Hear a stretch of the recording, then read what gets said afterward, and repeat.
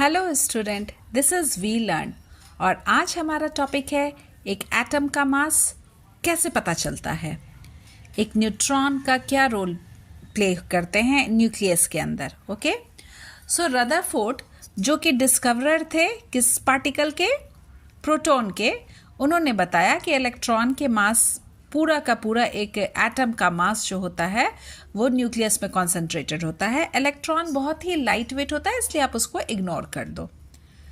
लेकिन जब helium atom को देखा गया तो देखा गया कि इसका जो वेट है इसमें दो प्रोटॉन ही हैं, लेकिन इसका जो है वो वेट 4 टाइम्स है, वो डबल नहीं है of proton, 4 times of proton है। तो पता चला कि नहीं, न्यूक्लियस में कुछ और भी है जो चार्ज्ड पार्टिकल तो नहीं है बट उसका वेट है। तो वो कौन सा पार्टिकल निकला था? न्यूट्रॉन। और न्यूट्रॉन के डिस्कवरर कौन थे? James Chadwick.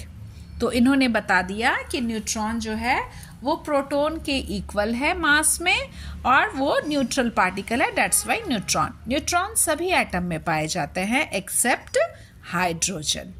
Okay, so finally we can say that the mass of the atom is mainly from its proton and neutrons, and you can also say that an atom is always heavier than the mass of the total number of proton, क्योंकि सिर्फ proton नहीं है, neutron भी हैं।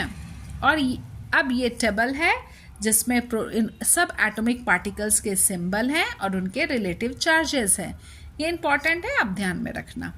उसके बाद एक बात आती है कि न्यूक्लियस के अंदर जब प्रोटॉन पार्टिकल्स इतने कॉम्पैक्ट हैं तो उनमें रिपल्शन क्यों नहीं होता है? Why don't they push each other away? Light atoms जो होते हैं उनमें इक्वल नंबर ऑफ प्रोटॉन और न्यूट्रॉन्स होते हैं, जैसे कि कार्बन और ऑक्सीजन। इसमें भी 6 होंगे प्रोटॉन, 6 न्यूट्रॉन। ऑक्सीजन में भी 8 प्रोटॉन, 8 न्यूट्रॉन। लेकिन जैसे जैसे हैवी एटम होते जाता है उनमें प्रोटॉन का number in comparison to neutron काफ़ी कम होता है। जैसे आयरन 26 ही है और 30 प्रोटॉन है, यूरेनियम 92 प्रोटॉन है एंड 146 न्यूट्रॉन है। ऐसा क्यों? क्योंकि दीज लाइन्स आर इम्पॉर्टेंट, क्योंकि न्यूट्रॉन न्यूट्रल होते हैं तो ये जो प्रोटॉन के बीच में रिपल्सन फोर्स होता है इस पर वो रोक लगाते हैं, उसको रिड्यूस करते हैं।